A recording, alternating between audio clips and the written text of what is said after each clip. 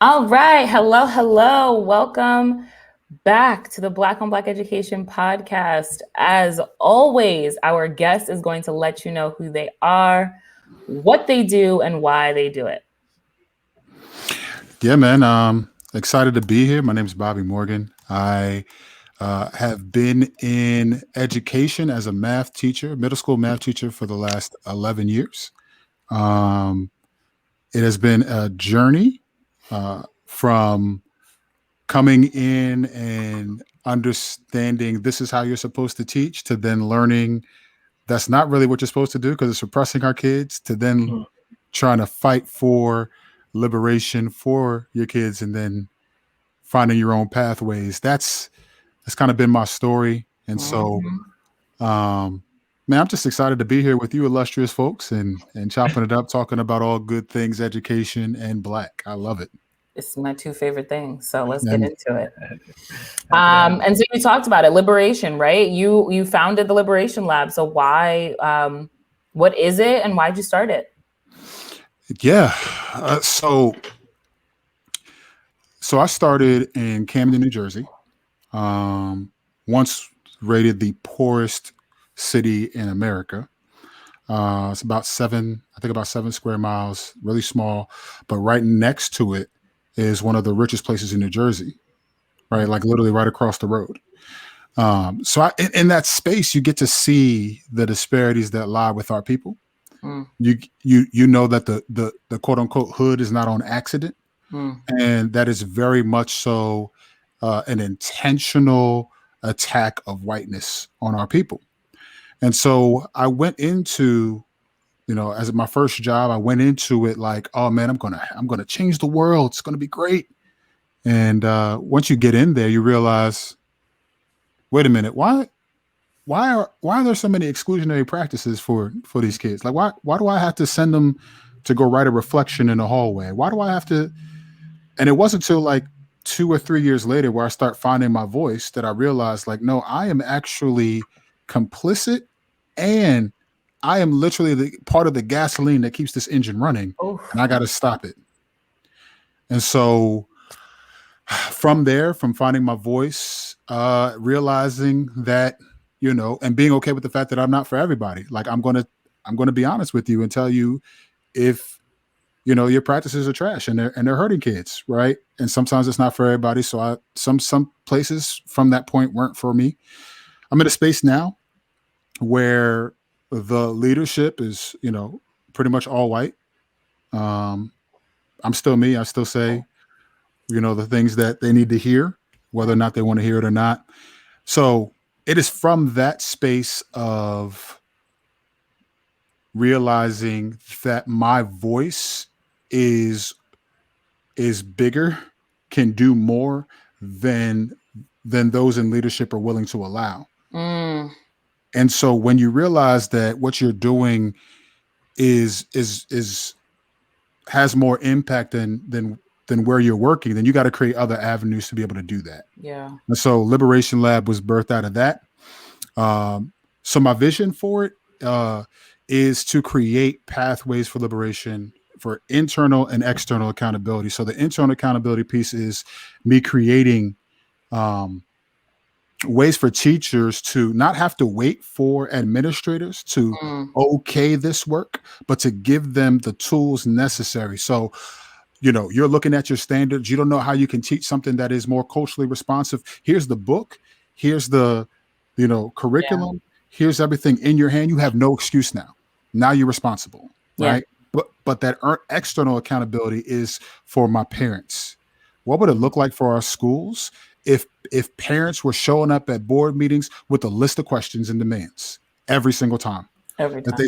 they split that responsibility between 6 to 7 parents, and now they're all going to the board meeting with one voice and saying, "Listen, last time we told you that we needed to see, your expense report with regard to special education and what programs are happening there, and you give them a list of questions to ask and how to keep track of it and a portal to do that in."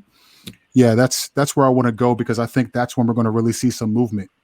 I love it. I absolutely love it. And I was literally like just coming off the hills. I was in a session that Bettina Love was speaking, and she said that if you're an abolitionist, if you consider yourself abolitionist, there should be people who don't like you. And so connecting back, right?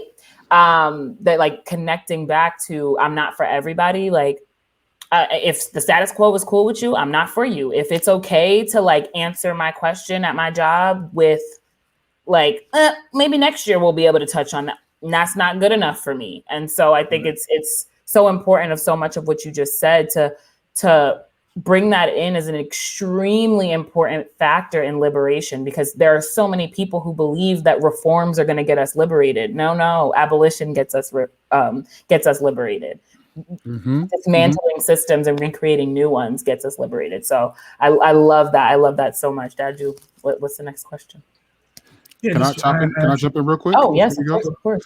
I think it's even interesting to your point about it's not just legislation, right? Like, Emancipation Proclamation is signed, but we're not free in Texas for years later, right? So it's not the law that's going to free us, right? The law will surely hold a standard, and it has its place, but it is through our fight for liberation. It is through our pushing of back on systems. It is a continual coming back to the ideal and then saying, how have I been complicit and what do I need to change, over and over and over again. And I think this is going to probably go into some more of what we're going to talk about, but I think that I grow concerned when I feel like in our righteous indignation, in our fight for freedom, that we position ourselves as experts, because we ourselves don't have a vision completely of what this looks like. We just know what we're currently looking at is wrong, right? And so I know that there are ingredients in this dish, but I don't know what it's all going to look like, and I want to be able to give my voice to creating a new normal, if that makes sense. Yeah, it definitely does. Definitely does.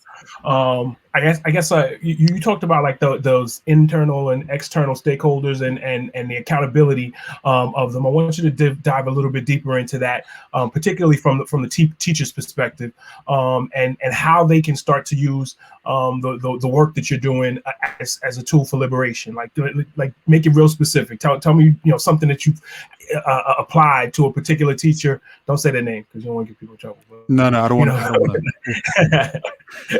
Yeah, you get where I'm going. Absolutely. So some of this work is even happening on my job with some of my co-conspirators, right? We looked at the curriculum for example, English, right? One of the books that they were going to read was like Romeo and Juliet, right? And Romeo and Juliet, sure, I mean, it's a literary great, and I've read it, and I'm not, no disrespect to Shakespeare and all that, but like, they're 14 years old, they fall in love, they have a rich family, they kill each other and themselves. Like I don't know how my kids are going to really relate to that. But so what one of my teachers did, we worked together, is she took out that book and then put in Stamp from the beginning. Right. So now kids are having to read about the true history of the United States. It still relates back to the standards. So nobody above you is going to say anything to you because you have a reason that it qualifies. You've thought through it. You know how you're going to implement it.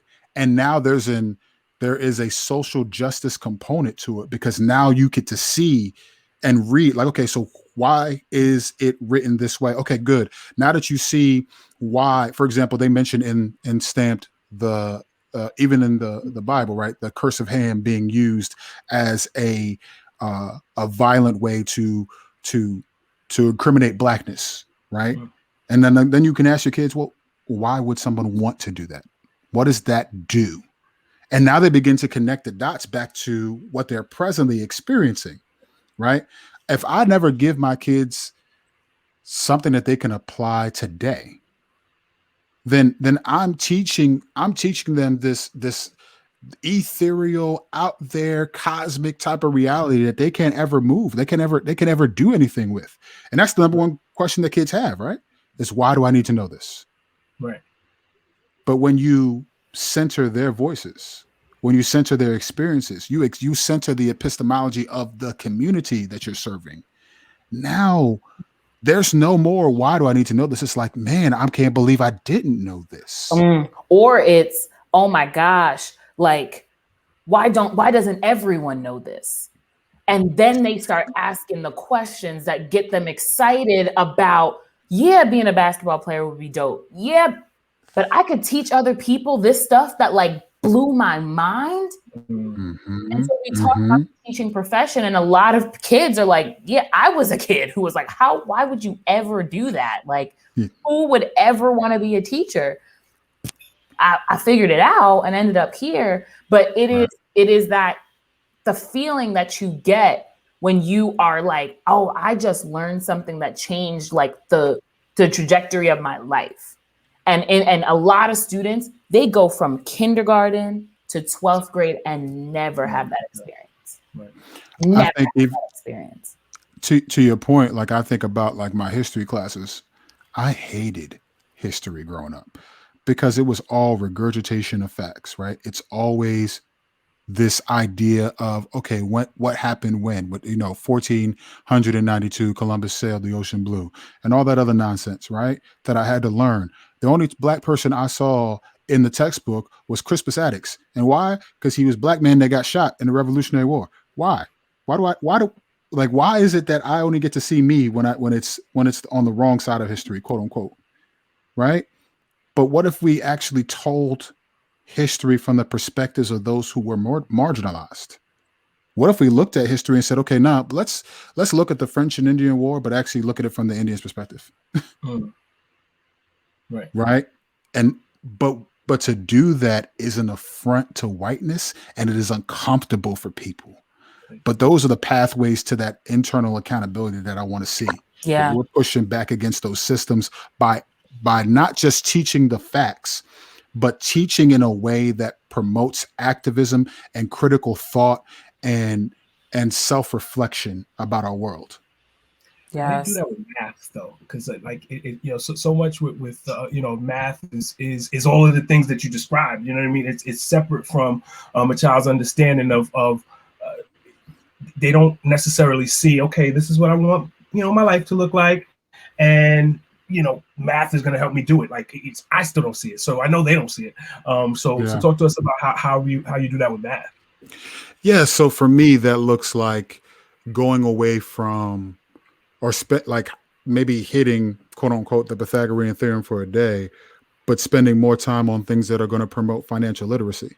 Right. So we're going to talk about percentages, but we're going to talk about them within the context of what, you invest your money into, this high dividend stock. It comes back to you with it, right? But now they have questions. Well, what is a high dividend stock? Well, you have the power of Google. Research it. Tell me what it is. Right. So now you're opening their eyes to a whole new world that is purposely kept back from our people.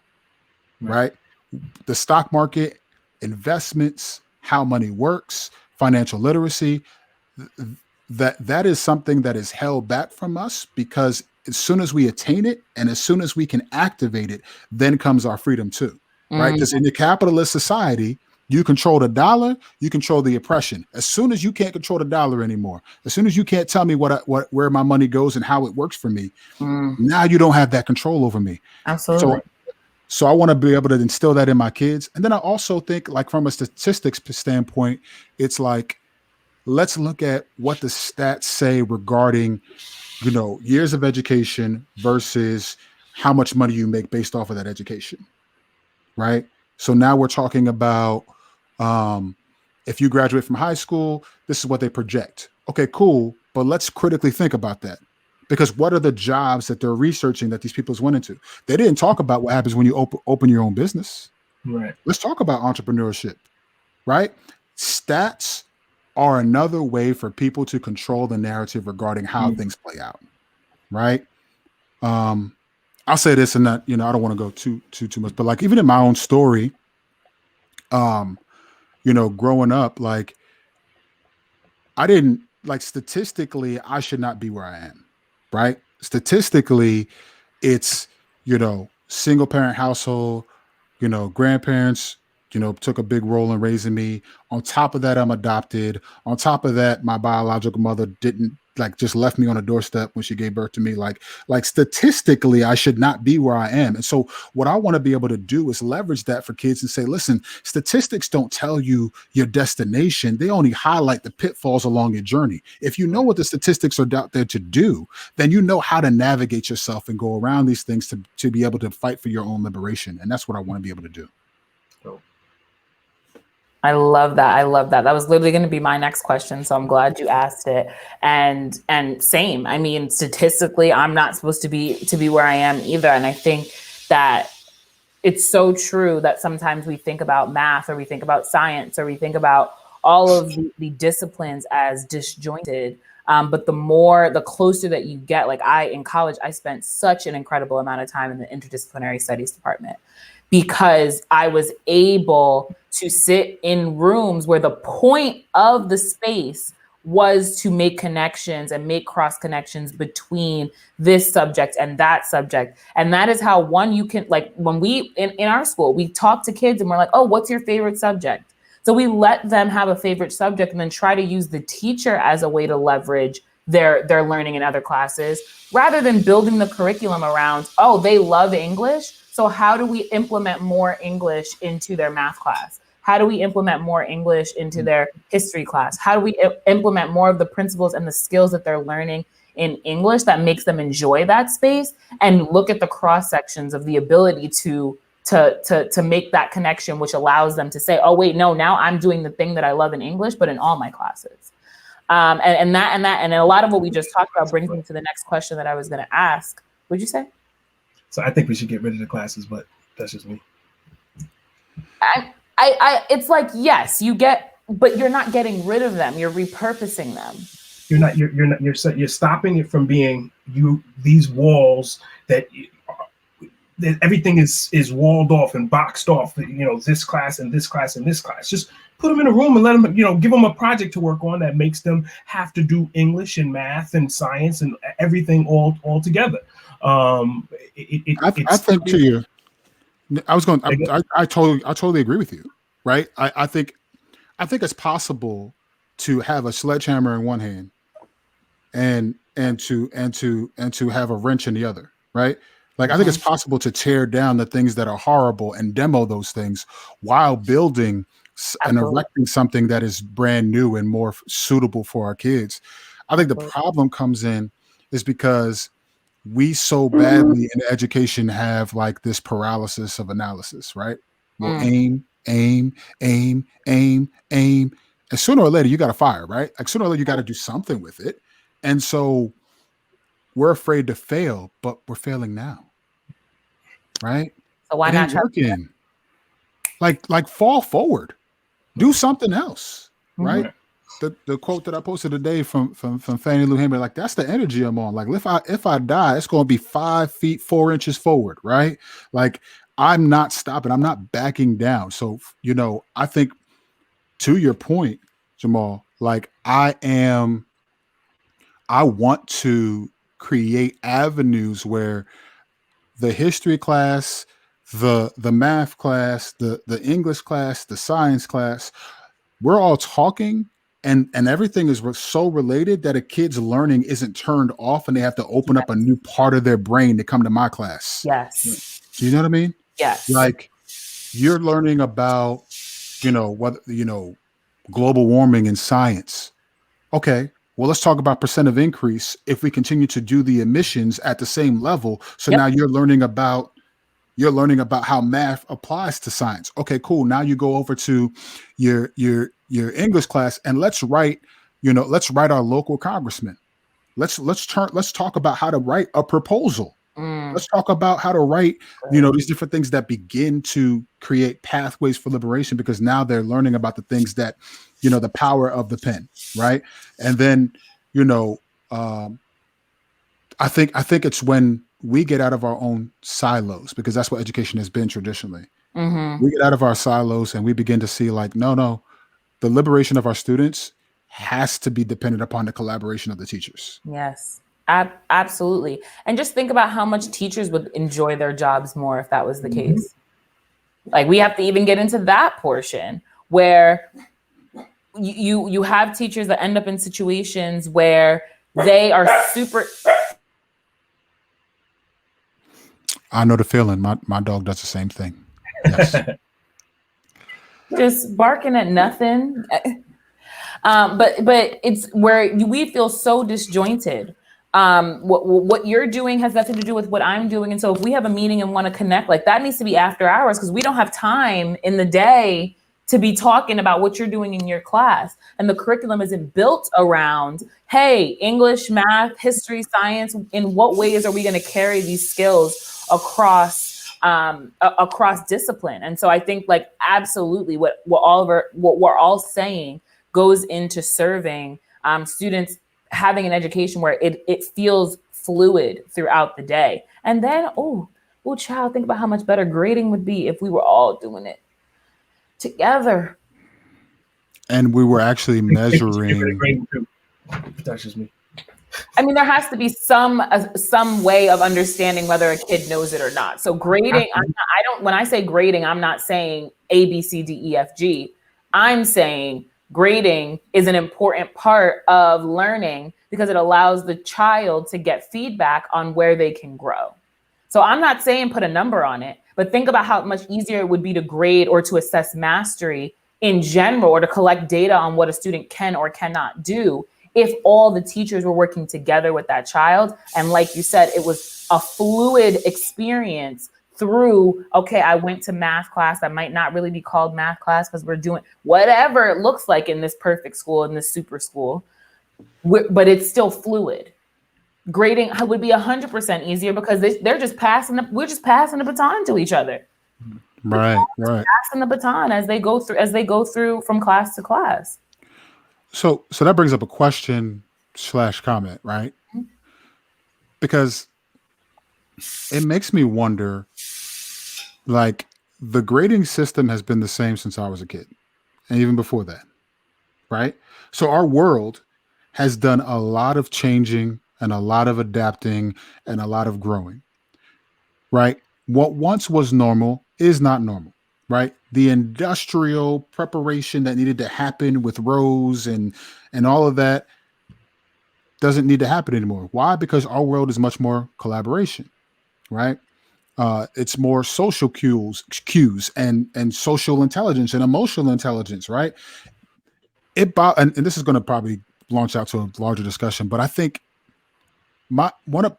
part of my issue in education, at least even from where I'm sitting and where I'm at in education, is like we often ask kids to do stuff that adults don't do. Right? Be emotionally regulated. Handle this situation with dignity. Push yourself towards excellence. Accept mistakes. Say it again. Accept mistakes. Yeah. Except I made a mistake and I'm going to just share. Own it, right? But you give a teacher some feedback that says, nah, you probably didn't handle that right. Nah, you probably could have taught this better. Why'd I get this score? Oh my God, right? And it's like, but how are you asking of kids to do something that you're not modeling yourself? You don't even believe the system. Right. So why should the kids believe it? Right? But before you to my question is, how do y'all see? So let's say that it's a perfect, we get to redo it. We're starting our own school. It's the Black on Black education, school, right? And to a community near you. Absolutely. and so what do? Right? You have the opportunity to take away grades. And in its place, what do we put in? Because I think that's the fear. It's the fear of the unknown. Oh my gosh, but we've always done it this way. Right. How will they know? If I let this go, I don't have any more control. What do I do? Right. And so it's like, I don't know. Like, how would you answer that? I mean, I think it's difficult because the answer is different for different people, and you have to think about it. There's some people out there who will listen to that idea and be like, "Wow, eyes wide open, let's do it." And then there's other people like, "Oh, no." And some of those people that are like, "No, I think you got to find a way to get rid of them. Like, you know what I mean? You just early retirements and various different things to that effect. If they have an unwillingness to model the behavior of unlearning, I often say to people that unlearning is every bit as important as learning, maybe more, maybe more. Because if you're walking around with thinking you know a thing, and that thing you think you know is not really a thing, then you're operating from a terrible space. So some people just gotta kind of go.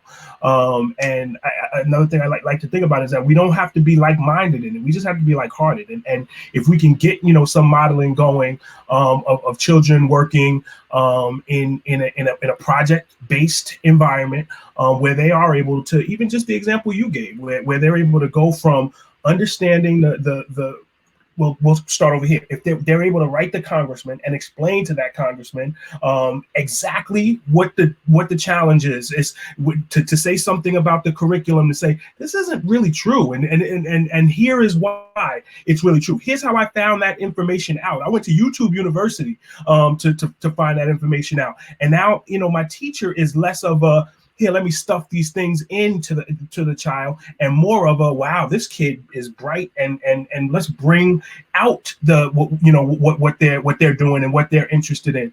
I think it most certainly seems as if it would be chaos, but we got chaos anyway. You know what I mean? Because it's chaos. So I'm going to pick it up. Like, I don't think it would be chaos. So for me, I think it's more substantive or more helpful to have a system where the assessment, where the grading, where the replacement is something that is tangible. I can hold it. If you have a student applying to your college that says, oh, well, over the 4 years that I was in high school, I was able to write 17 papers. 4 of them were about X, Y, and Z. 5 of them were about this, and did a culminating thesis project on X, Y, and Z. You're going to tell me that kid doesn't know the information and isn't prepared to come to college? So they don't have to have numbers or a GPA or a 3-point this to know that a kid is ready and prepared to move on to the next point in their education. And so for me, what the replacement looks like is something that is tangible, something that I can feel, something that those numbers on my transcript, you can't feel that. Mm-hmm. The only thing that you can feel from a student when you look at their college application is whatever they write for their personal statement. And as cool as that can be, you know how good people are good at as lying? Like, but somebody else wrote half of it for them. Like what? College scandal? That part. Boop, boop, boop, That's exactly what I was going to say. College because scandal. Even in our present design of education, it still is, let me prop up the rich and put my foot on the neck of the poor, because old girl from Full House gets her daughter into, was it Stanford, on USC or US, one of the California colleges. Yes, that's right. Okay. And she got her in USC or whatever the college was. She got her in, and they did photo shoots of her athletic career that never happened. They doctored her scores. They did all these different things. They made her look immaculate. Why? Because they had enough money to do so. And then she got in. Mm-hmm. And what did the mom get? Maybe exactly. Got a slap on the wrist. Right? You got it. That's exactly what she got. And then you got, God, I want to do her name justice. I got to look it up so I can really do that. But like, there was a mother who was a homeless mother in the, who took the address of somebody that she knew to get her kid into a school. Yes. And then she is given a prison sentence for that. It was something ridiculous too. It was something insane.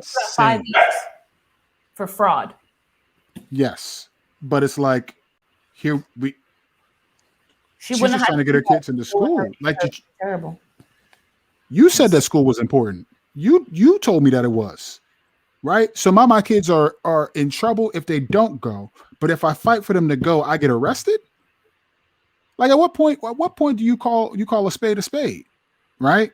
And so I think back to the point about grading, like, we are so fixated on a score that we're not fixated on learning. Absolutely. Right. Right. Okay. Go ahead.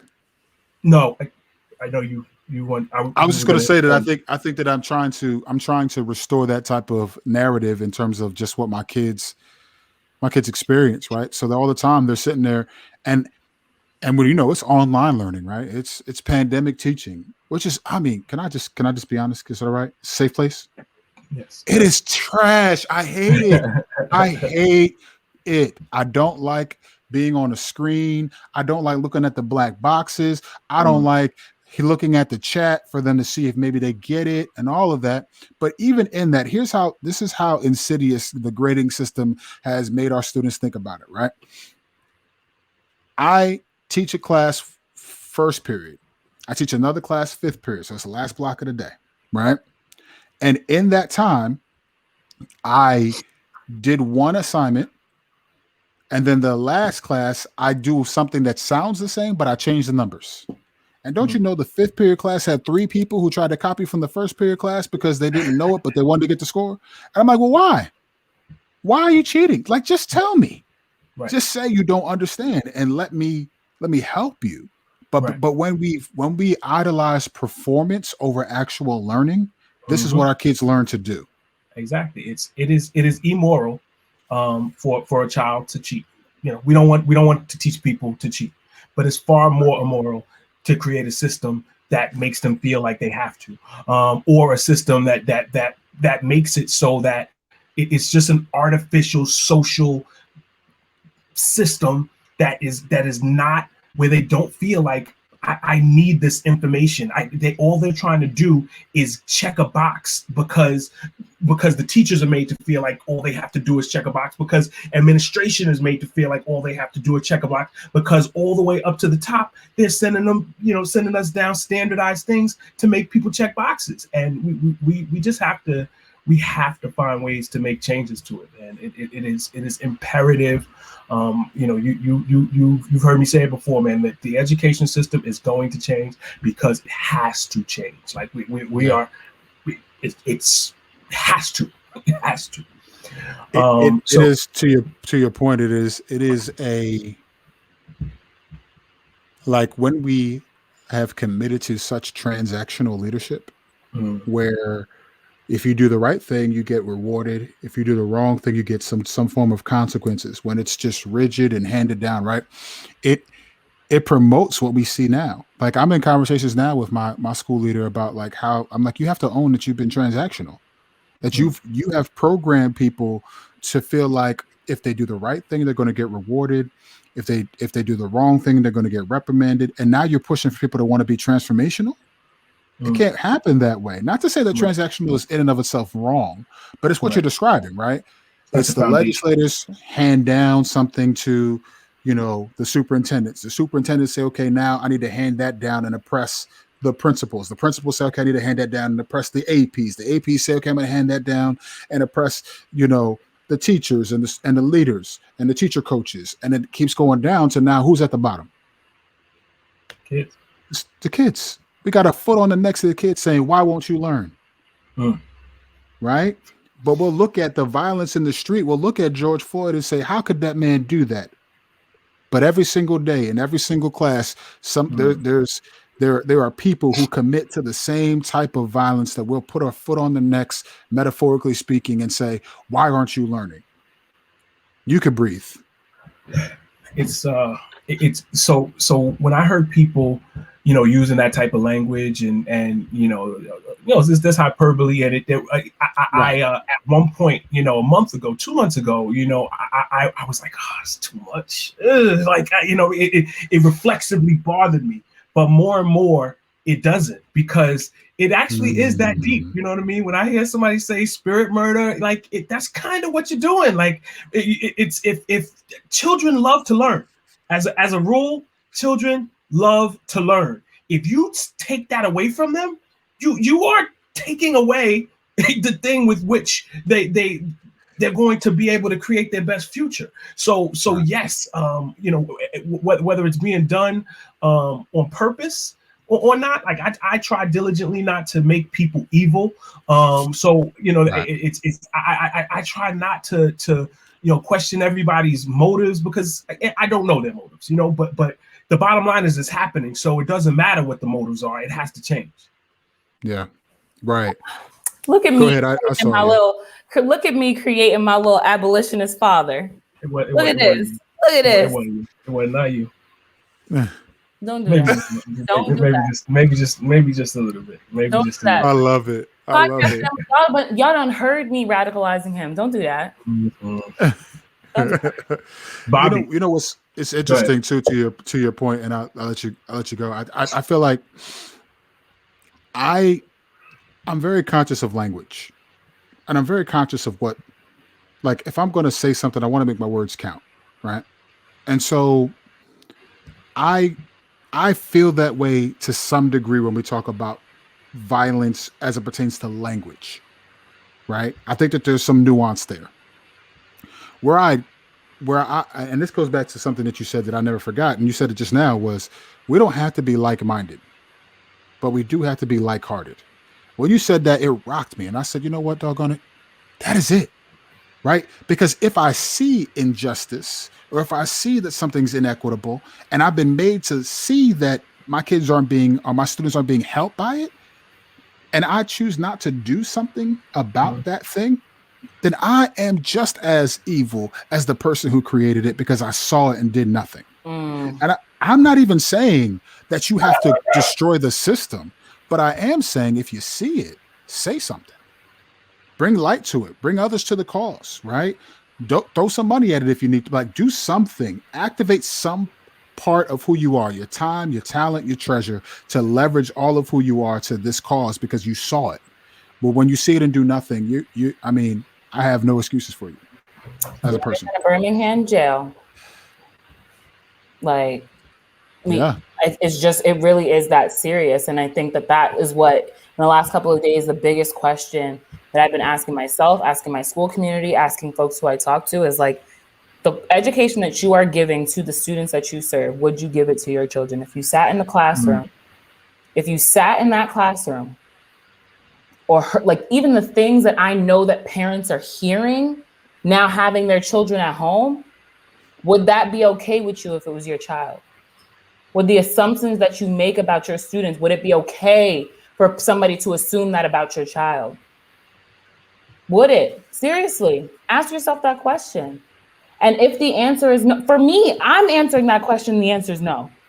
And I know that there are barriers and resources that have not been provided to me that affect that, but I still have to hold myself accountable, right? And so that question just is so important, and I think it connects back to that internal and external accountability part, right?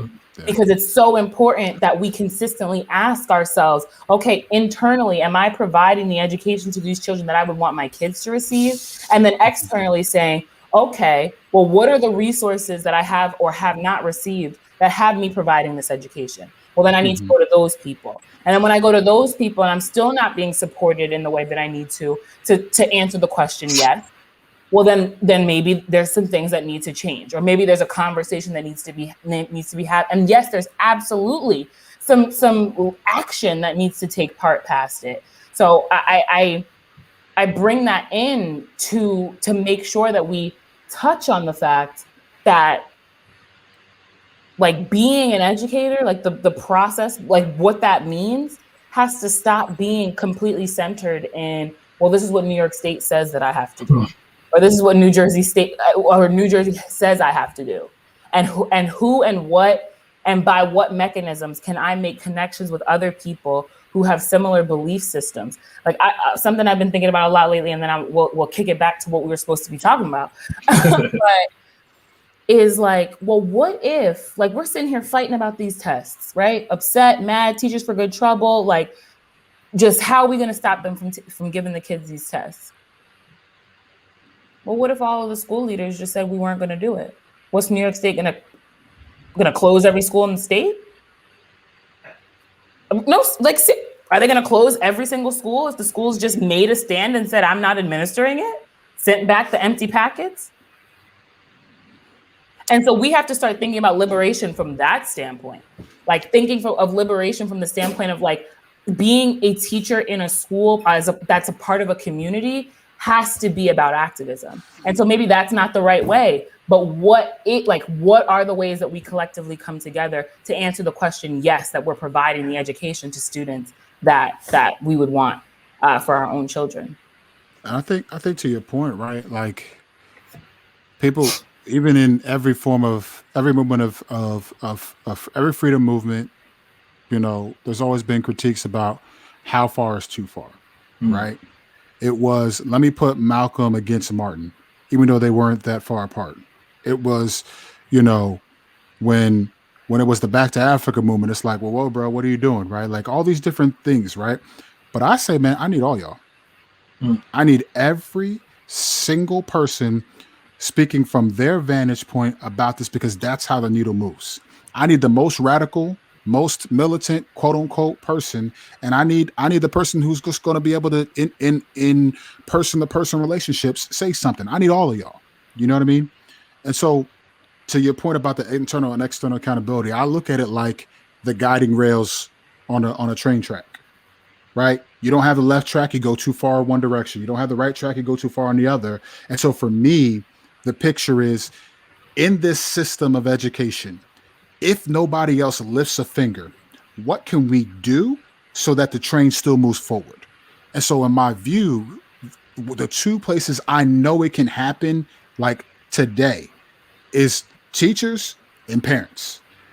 And why do I know that? Because they will spend so much time putting teachers against parents, right?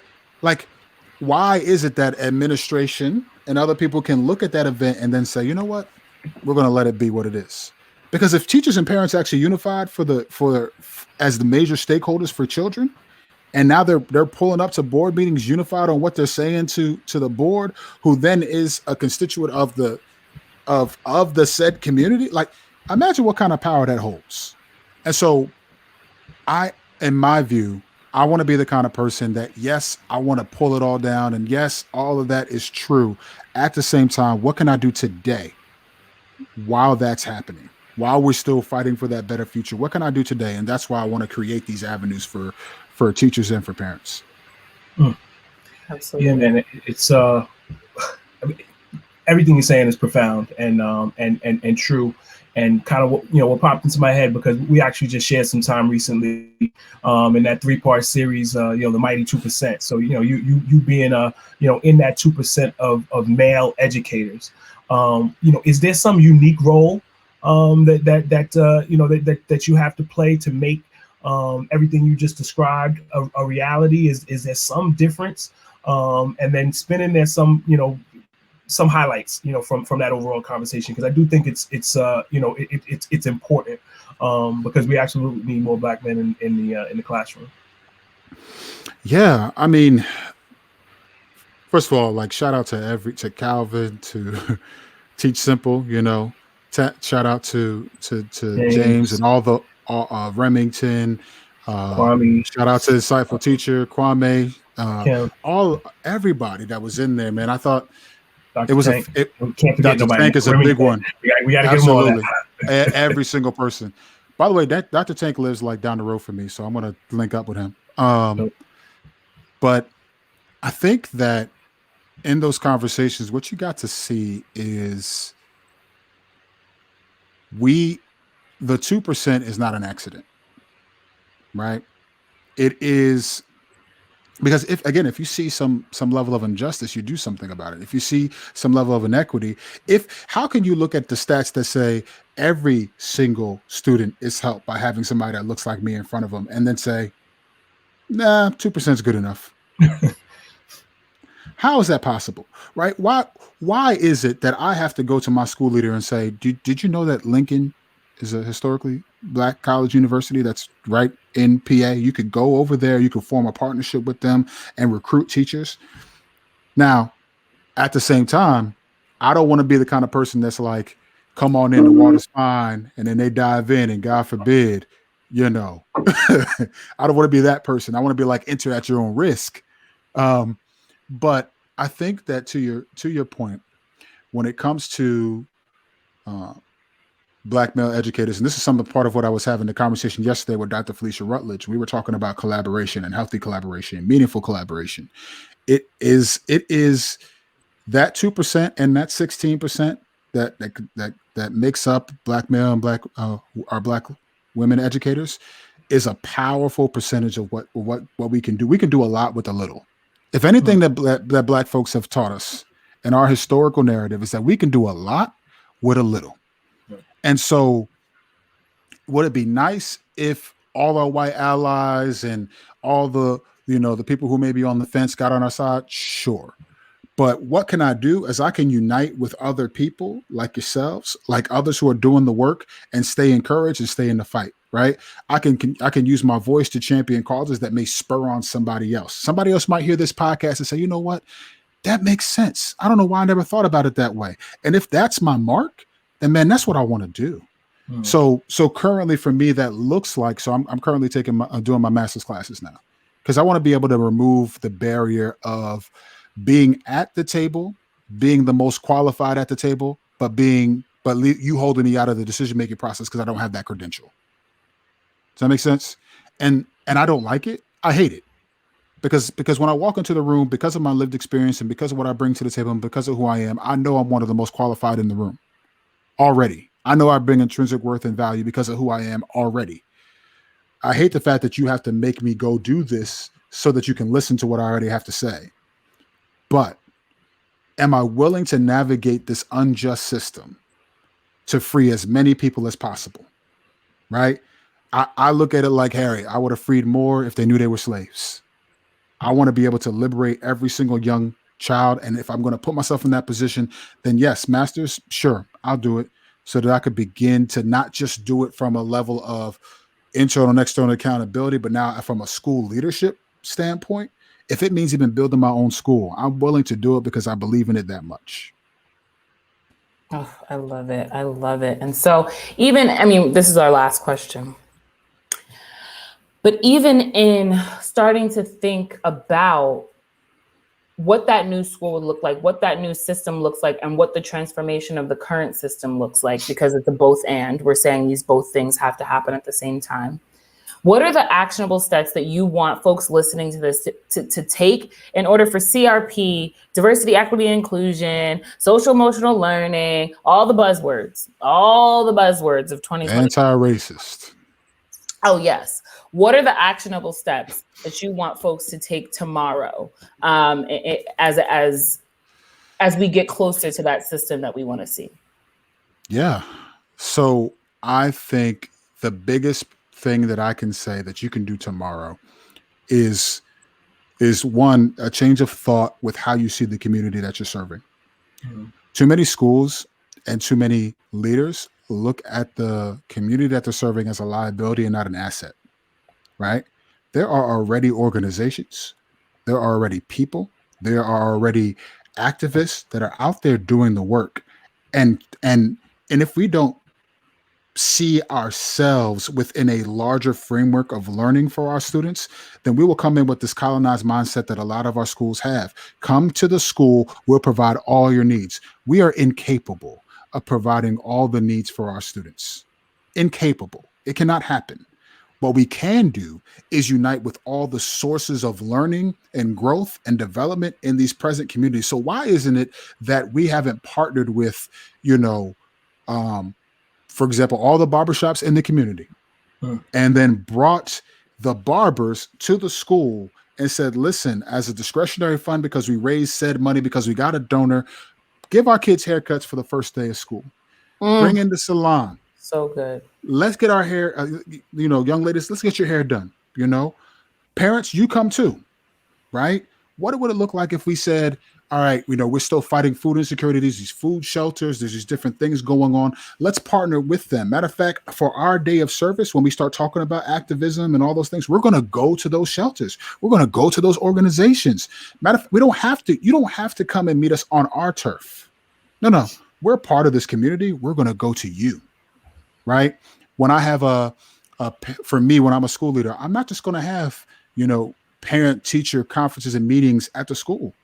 I'm going to find out where parents are in the community. And I'm going to go there. Meet me at the YMCA. I'll be there from this time to this time.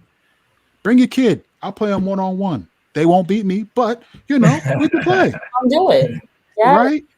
And now you begin to extend yourself as somebody who's there for community uplift. And even if there were parents that were disconnected from it or whatever have you, I bet you'll see more parents come out to that because you're saying, listen, I'll meet you wherever you are. Yeah. Wherever you are. Yeah. You don't have to come. Listen, you don't have to look a certain way. You don't have to coddle or create this mode of whiteness and devalue yourself along those. No, I will meet you in your community where you are because I love and serve you. That's what I want to see, and that's what I'm willing to build. Well, let's that barbershop and salon part, and for going into next year, kids who ain't been in school for a year, making sure that they come back fresh. Let's work that project, man. Let's have that conversation. Let's find a way to make that a thing. Lots of different places, and get some company that says that they care about our community to pay for it. Absolutely. First Day Fresh Coalition. We gonna get I'm absolutely. So here for it. And so, I mean, that brings us to the end. I don't understand how 50 minutes went by. I'm really just not sure. But I do always want to extend our last question, which turns you into the interviewer, us into the interviewee, and ask us one or two questions that you get it together. Podcast. That you might have for us. Absolutely. First, let me say thank you both, because when I first started to try to build this platform and build some level of attention around these matters and things that I was passionate about, it was in a space where I almost walked away from the profession. I almost couldn't do it anymore because I was being gaslighted so much that I felt like, man, this just might not be for me, right? Similar to the story I told about my grandfather, right? If a plant doesn't grow, it's because you're planting them in the wrong soil, right? And so I want to thank y'all, because it wasn't just, hey, man, I see what you're doing. It's great. It wasn't like, hey, I see you, cool, keep it up. It was like, no, what are you doing? How can I partner? Can you come on the podcast? What questions do you have? Right? Like that type of collaboration was like a warm blanket to my soul, because I was ready to leave it all. And so I want to thank y'all for that. Because I think people can see what goes on in front of the scenes, but not know the people behind the scenes are actually real. And they do this time in and time out. So I want to give y'all flowers while you're here and you can receive them. I want to shout y'all out for that.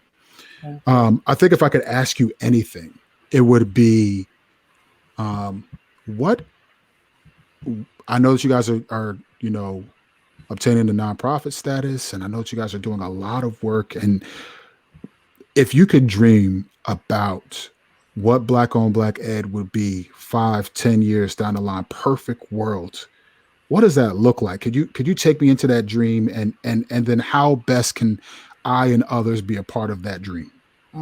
I love that question. Also, with the way you slid that, like, where's your podcast at? Whoa. You want me to go first, or you want to go, Dad? I mean, how I'm going with it. So, you know what I'm saying? You probably want to go first. Yeah.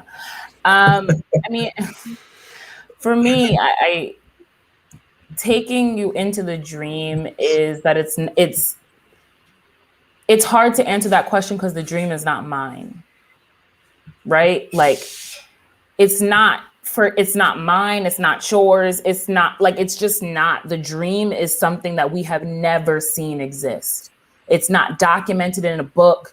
It's not plan laid out. And so as much as we say, oh, people already have the answers, Bettina Love has the answer, like Paulo Freire had the answer, they do in theory, but we've never seen it happen. We don't know what it looks like for kids not to be spirit murdered. We don't know what that looks like. And so it's super hard to answer that question. But if I had to, it would be, I see giving Black parents an option. giving them an option to say, you know what, we didn't have an option when it came to Brown versus Board. We didn't have an option when thousands of Black teachers were fired. We didn't have an option when I'm district. Like, I don't have another, you know, I don't have an option there. We want to give them an option. And so from a nonprofit perspective, it's looking at opportunities to partner with organizations and with families and give them an option to provide their children with an education that empowers them and lets them feel as though, like, I had a parent the other day tell me he is scared for his child's future. Wow. Scared. Wow. So when I say the dream isn't mine, it's not mine, because we're having systems where people are at 12th grade and their families are scared for them. So the dream is to have parents who feel that sense of fear, to have an option to say, you know what, this system has not been serving my child. And thank goodness that there's people who have committed their lives to figuring out what it is that will work for them. So we don't have a clear-cut plan. The curriculum is not written in my notebook somewhere. It's just not.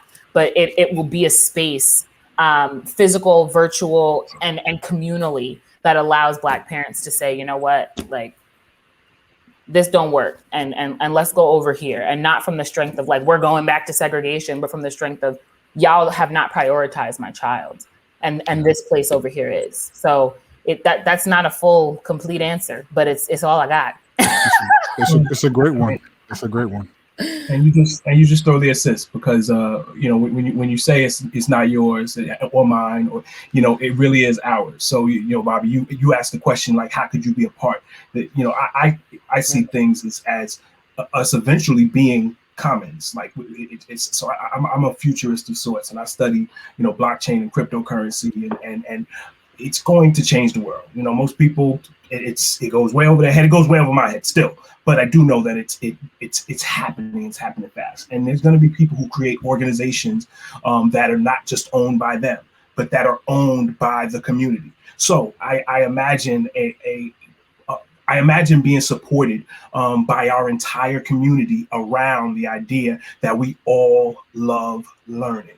And because we all love learning, we're all creating things together, puzzles, books, and not just regular puzzles and books, things that have augmented reality on it. You show the phone, and up pops Frederick Douglass to give his speech, and you go into virtual reality, and people are engaging and entertaining and fun learning environments, that some of it happens in school, some of it happens at home, some of it happens in the park, some of it happens on a fleet of mobile learning environments that are moving around the country, upping whatever's happening in various different classrooms. I think we disguise the limit. Like, whatever we can imagine, we can kind of create if we do it together. So I think that the vision is the co-creation of a brand new story on what Black education is. So it's collaboration with all of the stakeholders, with the educators, with the parents, the students, finding a way to show even the state, because the state and its bureaucracy, you know, so it doesn't want to let go of the power, showing it a way where, look, you can win in this too.